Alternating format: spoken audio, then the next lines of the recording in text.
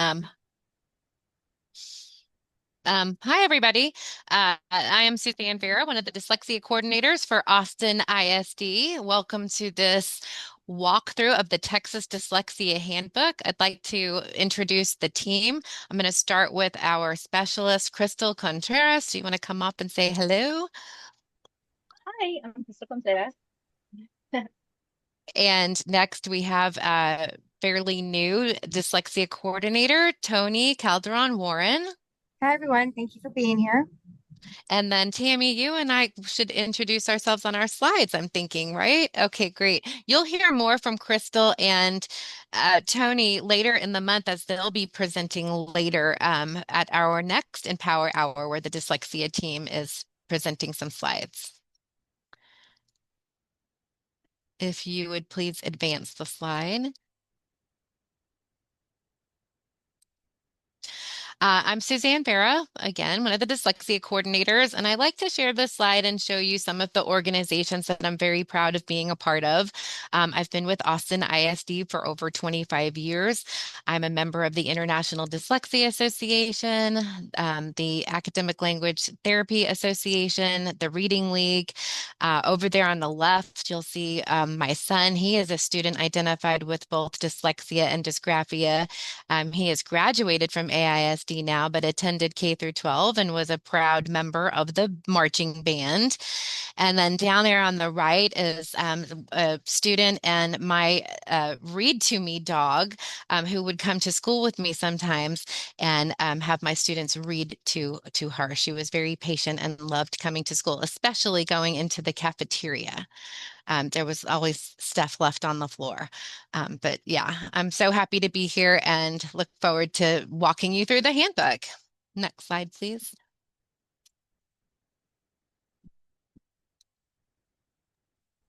Hi, I'm Tammy Black, and unless you want to email me, and then I'm tamara.black, but I am involved in many of the same organizations that Suzann is.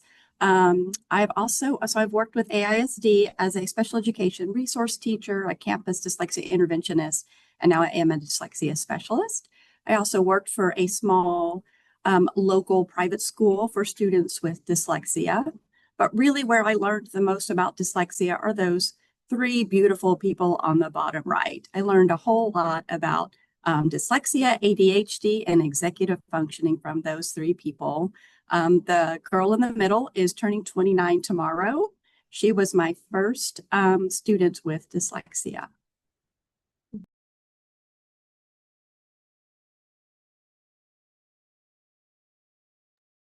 So we will begin our walkthrough and wanted to let you all know some of the resources used to create this presentation that are very reputable resources.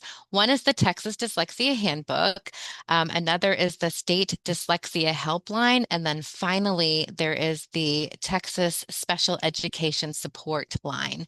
And if you click on that link in the slides, which my understanding is you're getting a copy of, you can see where you can find this information in English and Spanish, and it is available to you.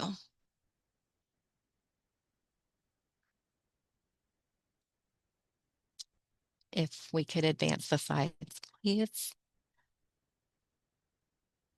And so again, we'll be looking at this resource. Starting in the mid 1980s, Texas was one of the first states that had laws surrounding dyslexia and dyslexia services for students.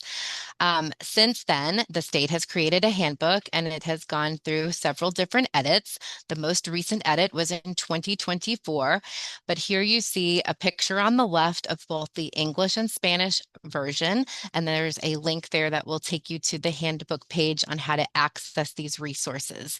The handbook guides the evaluation and eligibility process for students with dyslexia and related disorders. The handbook also guides the decisions concerning intervention and accommodations for these students.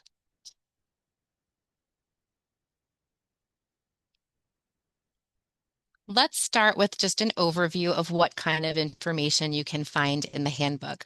So this is a screenshot from the actual table of contents, and you'll see there that the handbook is broken down into 5 different sections. The first one being definitions and characteristics of dyslexia. The second is screening. Third is procedures for evaluation and identification. Fourth is the critical evidence-based components of dyslexia instruction. And then finally, a fairly new chapter has been added concerning dysgraphia and that related disorder. So let's dig into each of these sections. And we're starting with definitions and characteristics of dyslexia, chapter 1. When we think about a definition for dyslexia, the handbook has one, as well as the International Dyslexia Association. Dyslexia is a specific learning disability that is neurobiological in origin. It is characterized by difficulties with accurate and/or fluent word recognition and by poor spelling and decoding abilities. So basically, when a student is having great difficulty learning to read, despite coming to school every day and receiving the instruction for reading.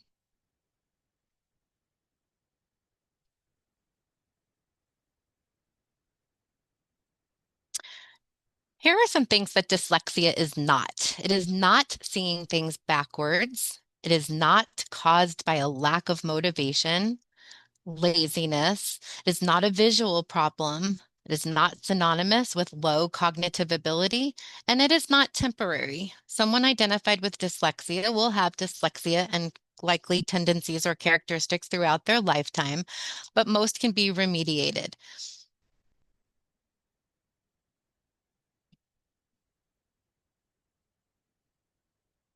Dyslexia is a language-based disorder, often occurs with other disorders, exists across all levels of intelligence. It occurs at all socioeconomic levels, may develop with good classroom instruction, and can be genetic. Oftentimes, dyslexia runs in families. Next slide, please. Let's think about some of those academic difficulties associated with dyslexia. So on the left side, you'll see those main difficulties: reading words in isolation, spelling, decoding unfamiliar words, and oral reading fluency. Some secondary consequences are reading experiences decrease. We won't see as much vocabulary acquisition. Written expression is impeded. And then, of course, if you're not able to read the words on the page, reading comprehension is compromised. Next slide, please.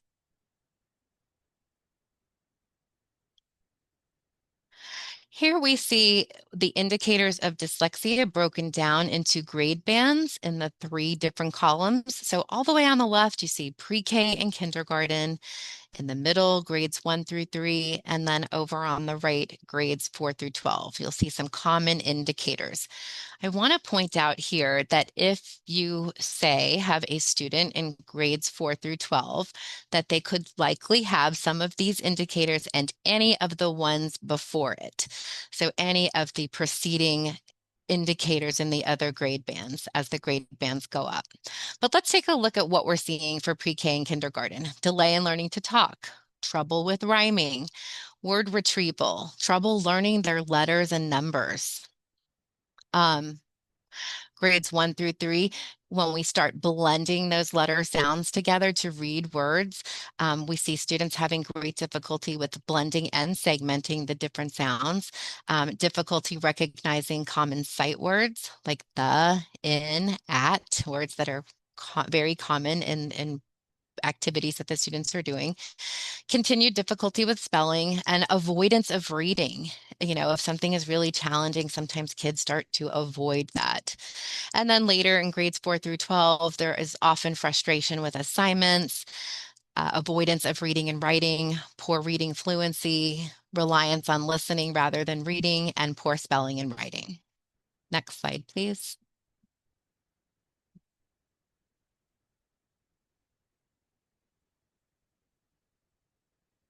And those secondary consequences, again, are those problems with reading comprehension. If you're not able to read the words on the page, how can you be expected to comprehend and make meaning out of it?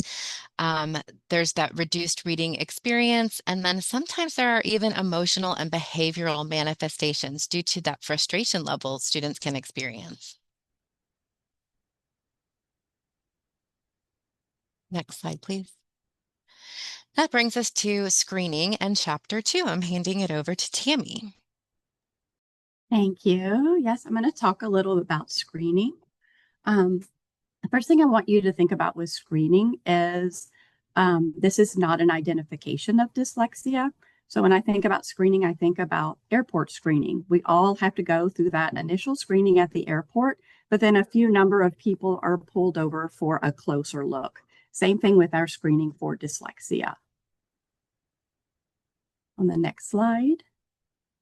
So Child Find is a federal requirement that requires schools to identify students needing special education services, and that includes our students with dyslexia. Next slide. Yes. So we start with a universal screening for all of our kindergarten and first grade students. All of our first grade students will be screened for dyslexia in January, and our kindergarten students will be screened in April. So this really has improved our ability to identify students that need to be evaluated for dyslexia, so we can find them earlier and get them the intervention that they need. A universal screener is about 80–85% accurate, so we never look at just that one piece of data to identify a student with dyslexia or even send them for an evaluation, but it is a very strong piece of data. Next slide.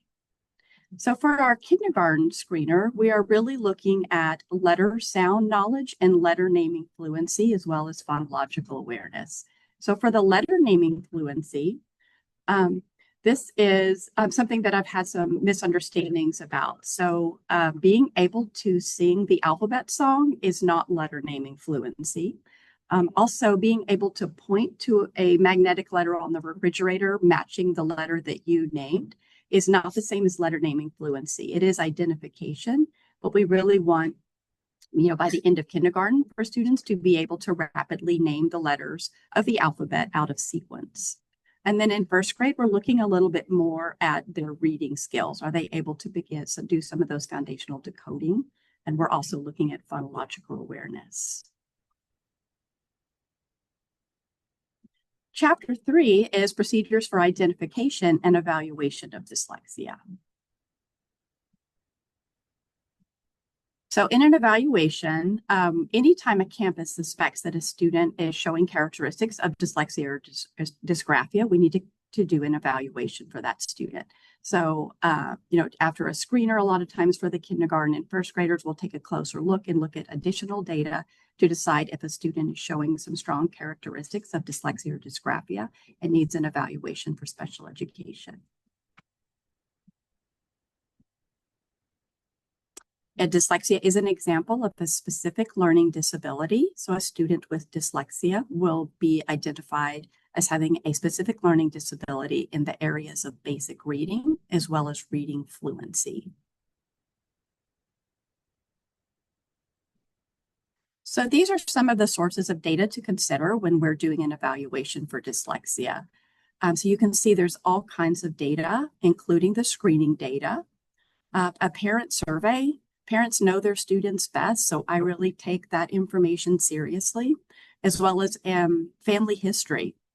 If there's a parent, sibling, grandparent with dyslexia, that's a strong piece of data when considering if a student has dyslexia. I also like to look at samples of schoolwork and how they're doing in the classroom. When I'm collecting data, I really like to hear the kid read out loud. Is it fluent? Are they reading sound by sound? How much are they struggling with their decoding? But you can see we're looking at lots of pieces of data when we're considering an evaluation for dyslexia.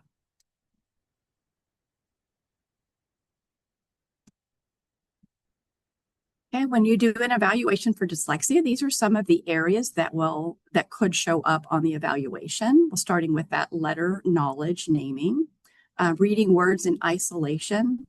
Sometimes our students with dyslexia hide a little bit because they have very strong comprehension skills and can use context skills to figure out some words. So looking at those words in isolation removes that talent of theirs. Oftentimes it'll include reading pseudo words or made up words to see what patterns they have mastered. And spelling, of course, cognitive processes. Other possible additional areas, listening comprehension, verbal expression, written expression. A lot of times that listening comprehension is a whole lot higher than their reading comprehension for those older students.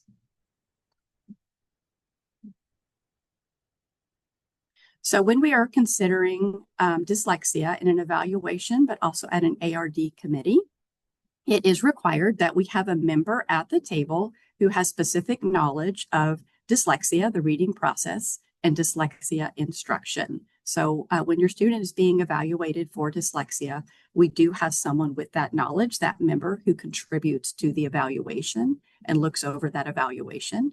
When you have an ARD committee meeting, there will be someone at the table, especially if it is an initial ARD or a read or a dismissal ARD, and we're considering dyslexia services, someone at the table needs to be knowledgeable about those things.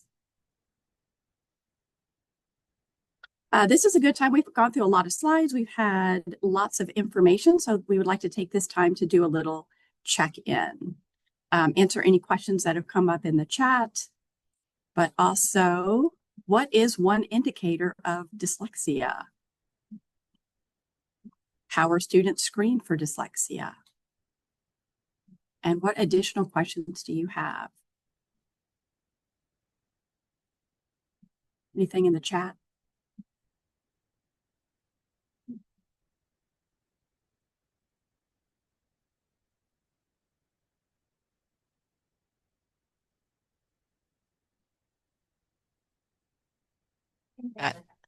Okay. I don't see any in the chat, Tammy.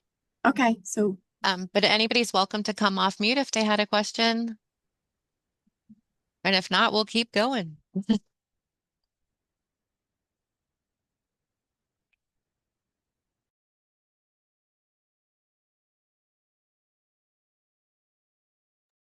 Chapter 4 of the Texas Dyslexia Handbook is critical evidence-based components of dyslexia instruction.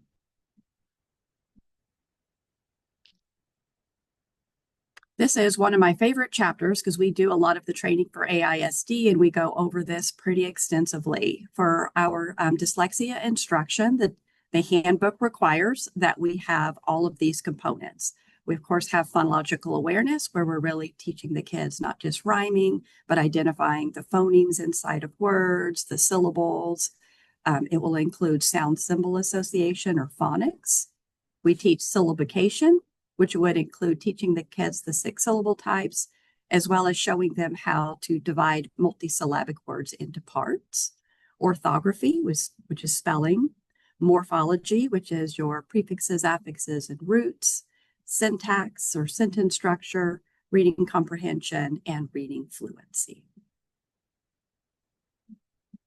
And then the delivery of dyslexia instruction. This is an important piece. We know that our students with dyslexia learn best if the instruction is multi-sensory.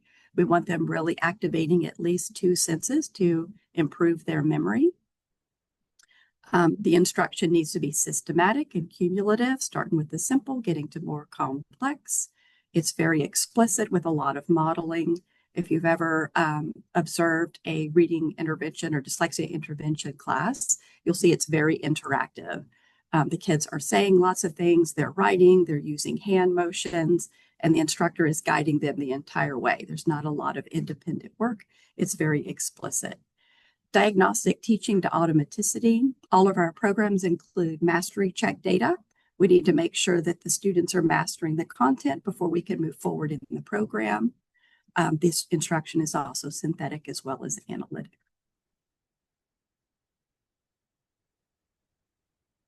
Okay, so our programs for dyslexia intervention include, for English, we have Reading by Design and Take Flight.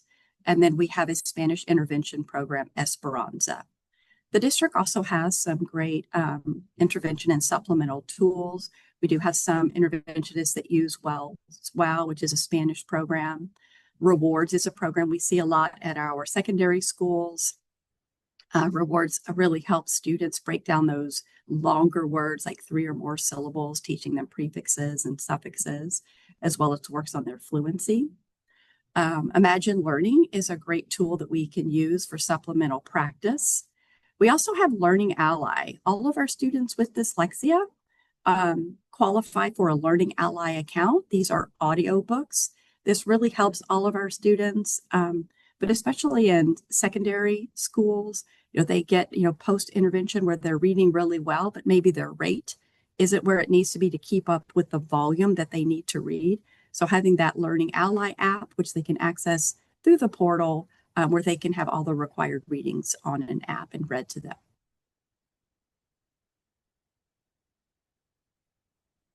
Okay, progress monitoring. Students who are receiving dyslexia intervention are required to have progress monitoring data sent out to caregivers every 9 weeks. This will be coming, through Frontline. It will be, our dyslexia interventionists or providers of dyslexia instruction will be providing data on the goals that are related to dyslexia. So we're looking at decoding, spelling, reading fluency goals.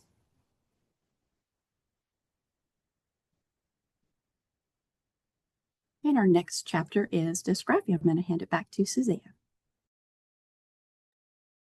Thank you.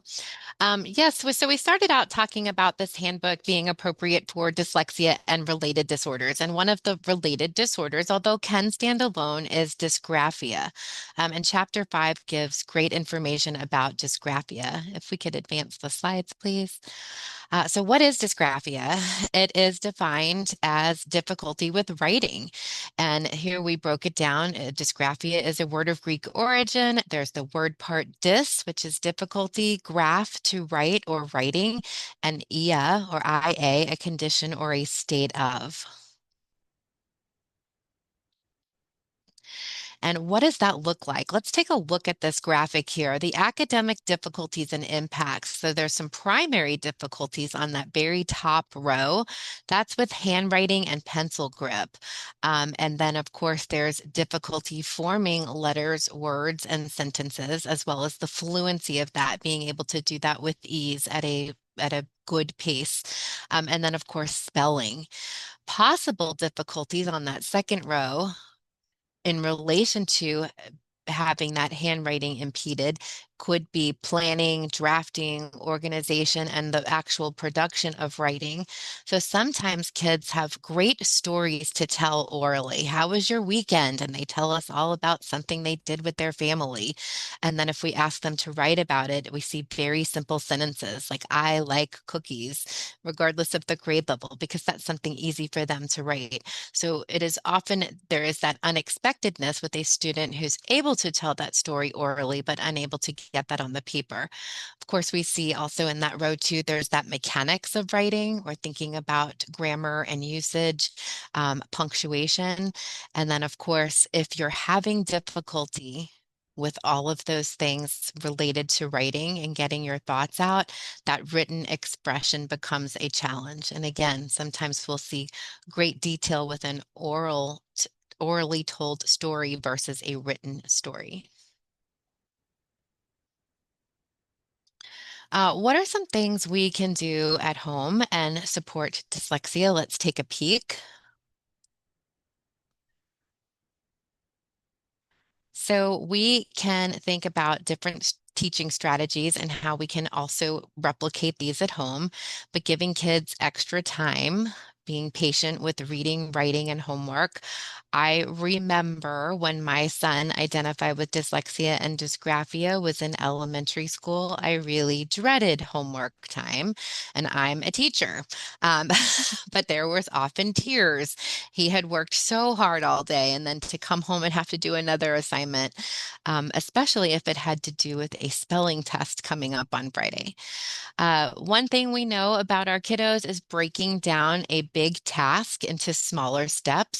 So we think about that in school when, say, it's a writing assignment, and we say, well, first let's come up with your ideas, and then let's think about what kind of order you want to put them in. But this can relate to things at home too. Like if you're saying, hi, I'd like you to clean up your room, we could, and that seems like an overwhelming task for a student, sometimes identified with dyslexia. We could break that down for them and say, well, let's start by picking up your toys, putting the clean clothes where they belong, and breaking it down into smaller steps. Additionally, note-taking is very helpful, especially for the secondary student, and really showing kids how to take notes, because I don't think that's something that we often see taught directly and explicitly at school. And so being a good note-taker comes in very handy as you get into the upper grades, but showing kiddos really how to keep them organized, either with 2 columns, and definitely understanding which are the key points and which are details. Reviewing those notes often. So I think but definitely by the time kiddos get to secondary campuses, middle and high school, they're going to see a lot more of opportunities where they're expected to take notes, and encouraging at home a review of those notes, and sometimes even rewriting them. There's a lot of research that says rewriting notes helps that solidify that information, and students are more likely to be able to recall it. Sharing the plan with kids and giving them checklists or quick reminders, no matter whether if that's a school task or an at-home task, giving very clear step-by-step directions. Modeling is very important for students identified. So really showing it, doing that together, and then letting them try. When possible, using visuals. This is the final product I expect to see. And then always focusing on growth. So sometimes, especially when we're thinking about reading, spelling, writing, our kids might be a little bit behind their peers, and it's sometimes not always realistic to think that they're going to catch up right away once an intervention is started, but they will. So celebrating their successes and their journey along the way is super important as we see the progress made. And offering choices. We like to do that as educators, offer choices for assignments. Show me what you know. You can write a poem, make a song, do a dance, do a project, a piece of art, write a paper. And offering different choices at home as well can be helpful. And then again, that positive feedback flows in with the focusing on growth.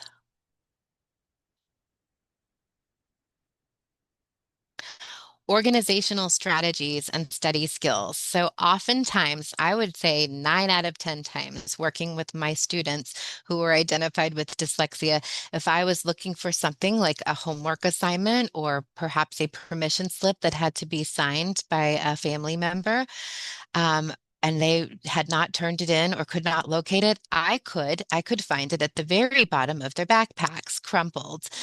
So really teaching kiddos how to stay organized is such a gift to give a student with dyslexia, dysgraphia, executive function issues.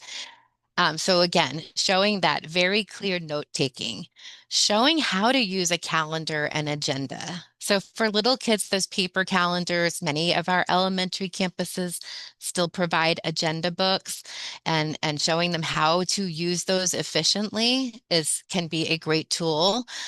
Maybe color code it. We're going to mark in red when assignments are due, or when there's a test, or when there's a field trip. And then for older kiddos who do use devices, showing them how to use that Google Calendar. For many of our students, it's very intuitive how to use that technology, but showing them what to put on there, when, how to use the alerts, could be very beneficial to the older kiddos. Again, another story about my personal child, but when I finally got to peak a couple of years back when we did school from home during COVID, and I was able to see some of the things that he was working on during a live school day, I saw the blend courses he was in for Austin ISD. He was in high school at the time. And, I was wondering why some of his assignments wouldn't get turned in on time. And then when he's showing me this blend course, there's a calendar feature and all of the assignments were there. And he didn't build that calendar. The teachers built that for him. And I was like, hey, did you even know this existed? Like, you could be using this. You don't have to replicate this work. So, finding out about those things can be super helpful. I mean, as adults too, right? These are all tools that we take for granted. If we're not directly and explicitly teaching that to children, they may not know about that. Staying organized, setting small goals and celebrating those wins to build to the bigger project or task. Staying organized with color coding, folders, binders. And this could be different for each individual, and really thinking about what works for the person, and giving a child the ownership in it too. Would you like to try a notebook? Would you like to try a binder where we put everything together? If it's secondary campuses and there's A and B days, sometimes it's nice to have two binders. This is your binder for A days. This is your binder for B days. And really kind of playing with a couple of strategies to see what works best for the child. Studying and test prep. This is another interesting thing, phenomenon that we see with all children, and maybe especially those identified with dyslexia and dysgraphia. But knowing how to study and just, staring at the page or the study guide and blocking off 30 minutes doesn't always mean that that is very comprehensive or very beneficial. And so talking about what studying is, can you put the paper down and spit back the information to me? Are you able to have a discussion about this? Can I ask you questions and you know the answers? Can you make your own questions based on the information? And then again, just keeping up with and helping out with those strong habits. So my kiddo is a junior in college now, and I still reach out about every 2 weeks. Is there anything I can do to help get you organized? How are the binders going? Are you keeping your calendar? Are you staying on track of everything? And, I don't have to do it as much as I did when he was starting like fourth, fifth grade, obviously, but it is nice to just check back and make sure that the routines and all of the good habits that he developed are staying in place. Here are some ideas to include in a binder. A homework planner could look something like the example on the left, where there's the subject, the details, and the due date. It's kind of like keeping a running list. A very important document to keep in a folder would be the A-B calendar for our secondary students, and knowing which day is an A day and which day is a B day. Could be something that goes right in the front of a binder. We have a couple more examples after this. Assistive tech and instructional technology. Again, we're talking about some devices that not only do we want to provide these items for our children identified with dyslexia and dysgraphia, but we really want to show them how to use them. So calculation devices, those are available on the Chromebooks. They are available on phones now. Audible books.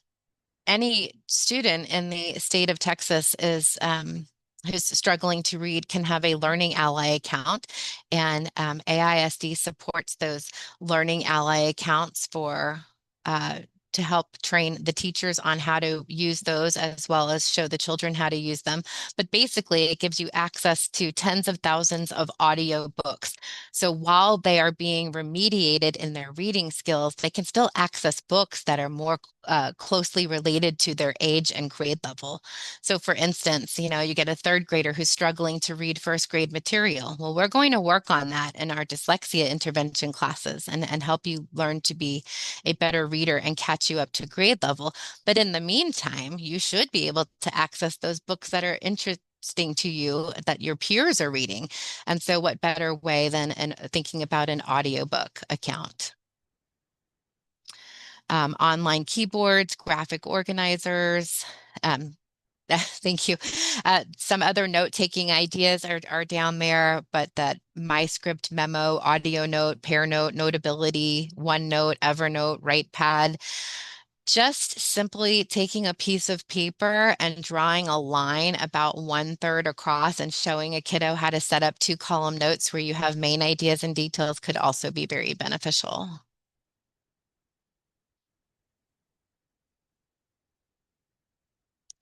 And setting up for success. Ideally, and the entire purpose of the universal screeners that Tammy mentioned a little bit earlier is so that we can identify students early who are having difficulties and provide that remediation and intervention right away. Does that always happen? It doesn't, because there's such a wide range of ability with students identified. And so some kiddos, it's later grades because they're doing fine and there's really not blatant, obvious indicators until they're in upper grades. But that early identification and the purpose of the screener in kindergarten and first grade help us find the kiddos and provide that intervention right away. Identifying student strengths that provide success and, of course, bolster their self-esteem. Practicing skills correctly. And then again, providing those audiobooks, because there's no reason why they shouldn't be accessing books at their age and grade level, hearing that good vocabulary and rich sentence structure in the stories while we're remediating their reading.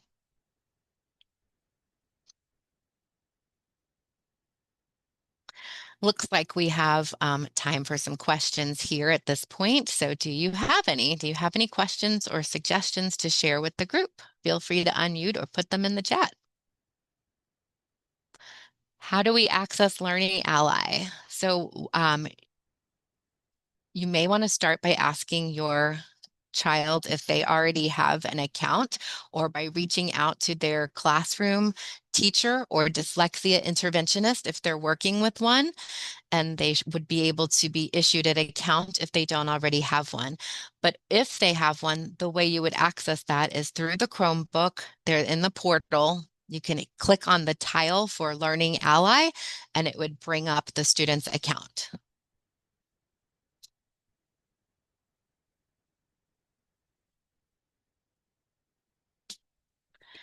Hi, I have a question. What are some good strengths that we can highlight for, like, my dyslexic student? He's in high school and he understands that reading is hard and accessing geography and biology are really hard because he can't read all that. So while he's feeling bad about that, what strengths, like beyond his individual, what are dyslexic, you have dyslexia and it sucks for being in high school right now, but when you get out of high school, you're going to be so able to do what?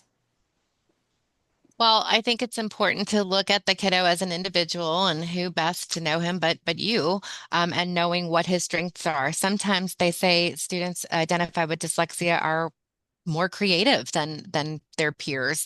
And so finding out what he's really good at. Is it art? Is it working with his hands? Is it creating poetry and writing stories?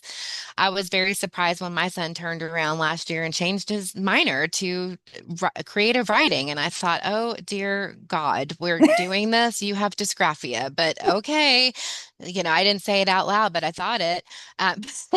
I mean, that's what he loves, and he is creative. And so trying to figure out how to overcome that barrier. For him, it was the actual handwriting. Now that he's adept at keyboarding, I don't think he has that barrier anymore, because he's able to write fluently now because he can type it. And so somebody asked, I want to bring us back to something in the chat, but somebody asked, how do dyslexia keyboards work? And that may be my fault for the way I presented that.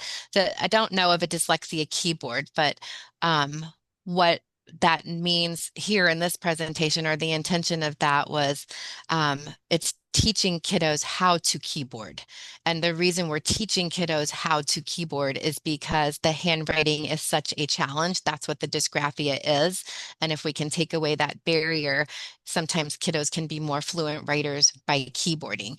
And then Crystal pointed out here in the chat as well that sometimes while we're teaching keyboarding, it's just regular teaching keyboarding, they may color code the different rows or letters. And so that could be like why it looked a little bit different in the picture, but it's teaching regular keyboarding skills just to take out that handwriting barrier while we're remediating. But talking about your son too, like we don't have to throw in the towel because he's in high school. Like, is he getting some sort of intervention at high school? Are they helping him with his reading and writing? Have you been to an art meeting for him? Um, and thinking of those things and while we're identifying his strengths, at the start of every ARD meeting, we discuss student strengths or should be doing that, right? So that we can start identifying them and really honing in on them. And note taking and listening and organizing information will always be a challenge, but teaching the kiddos how to use the right tools will make that less of a challenge, less and less of a challenge. Yes, please. And so something about students with dyslexia, if we think about reading is a fairly new invention. Our brains are wired for language and communication. And so the reason that students with dyslexia find it so difficult is because they have to slow their brain down a lot in order to read.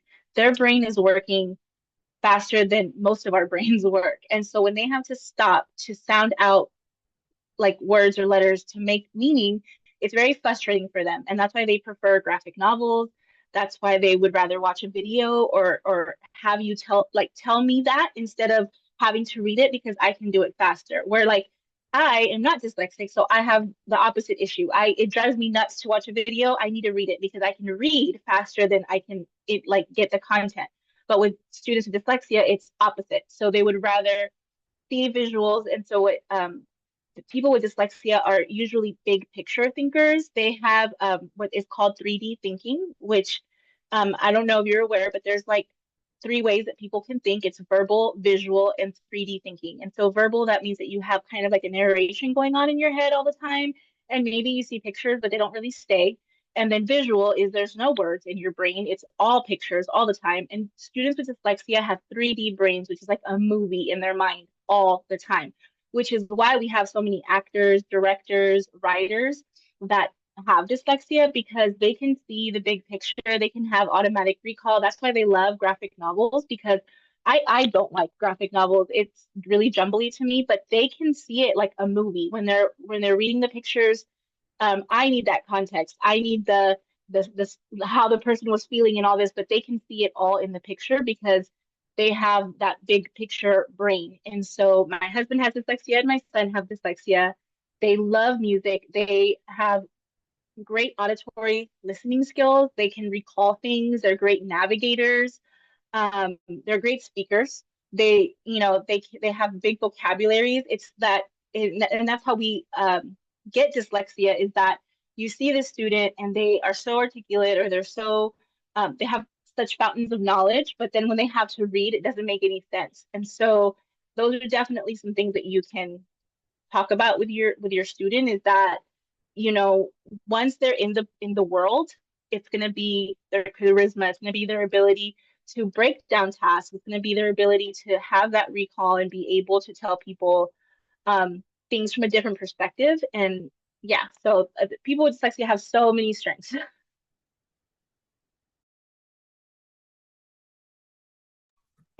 I might even encourage like you and your son to watch some videos on famous people who are dyslexic because they talk about their journey through school and they how their brain works and how it got them to be where they are today. And I've showed that to a lot of my middle school students when I was teaching middle school, and a lot of them made a lot of connections with what they heard through the videos. So maybe that can help him out to see like where, his abilities can take him later on in life.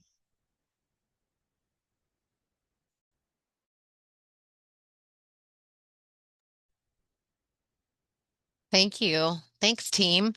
Takes a team effort. I think too, if you are able to, I think you can always watch the recording later in the month at one of the next and power hours. There's going to be information about different accommodations and supports for students identified. And like the biggest bang for your buck that I always try and share with educators and families is good note-taking skills, because you can take notes during a lecture, while watching a video, while reading a book, while listening to something, and being able to make meaning out of that information that's being received. There's just so much research behind that, and how to be able to recall that information when there's a quiz or a test, or when you just need to use it. Being able to make good meaning out of information that's being received, whatever channel that may be, is there's a lot of benefit for children with that. What other good questions might we have?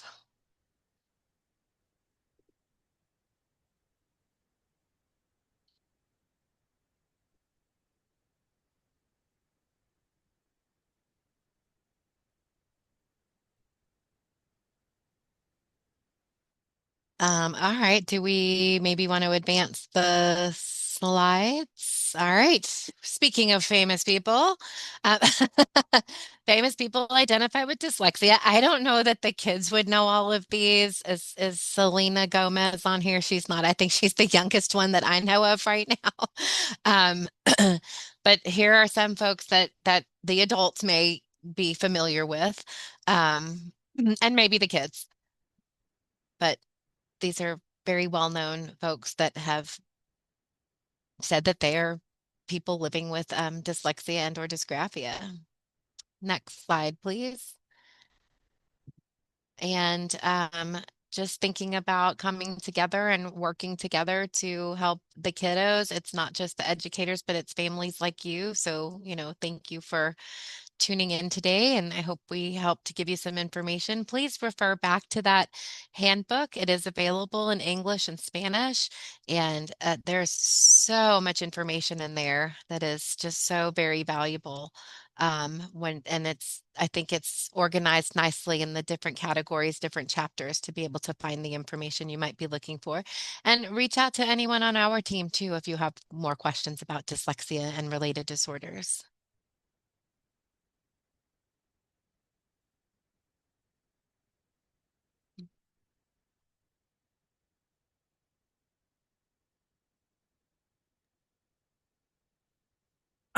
If y'all have more questions for the team, go ahead and feel free to unmute and ask them. If you could please fill out my attendance and feedback form. This helps inform future Empower Hours. And a couple of things that I just wanted you to be aware of. We sent a letter, an email out for the parents and caregivers of students with dyslexia yesterday. And then again, we're going to send additional information in our second quarterly newsletter about all of the different things that students can access. Suzann mentioned we do have an upcoming Empower Hour about all of the assistive technology that is available to your students. And so that's going to be a good one if you're interested in that topic. And thank you, Crystal, for sharing our upcoming events. Suzann, do you want to shout out your film screening?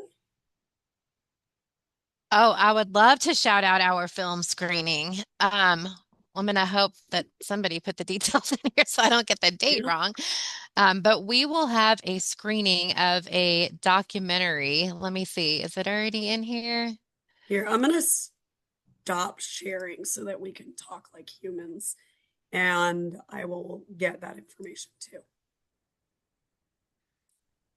Yes. I'm going to cut and paste it from somewhere. Yeah. So that everybody can register right now if they want to. Yes, I can also grab that too. So we will be at the Ann Richards School for Young Women Leaders on October 27th. It's a Monday night, and we'll be there from 6 to 8 o'clock. We're screening a documentary called The Truth About Reading. And tickets are required because we are limited to 70 seats, but we would love for you all to join us over there. And I'm going to pop in Just did it. the I just did sign it up. for you. Oh, you did. Yay. Thank you. Okay. Perfect. Yep. That's it. So And if you this want to is, sign up, please do join us. I'm very excited. Do I need a ticket? Uh, it makes our Okay. numbers look good. Yes. Okay. All We all right. have tickets too. Yeah, we all have tickets too. In fact, we were like, okay, wait a minute. 5 of those are us. All right. If I am gonna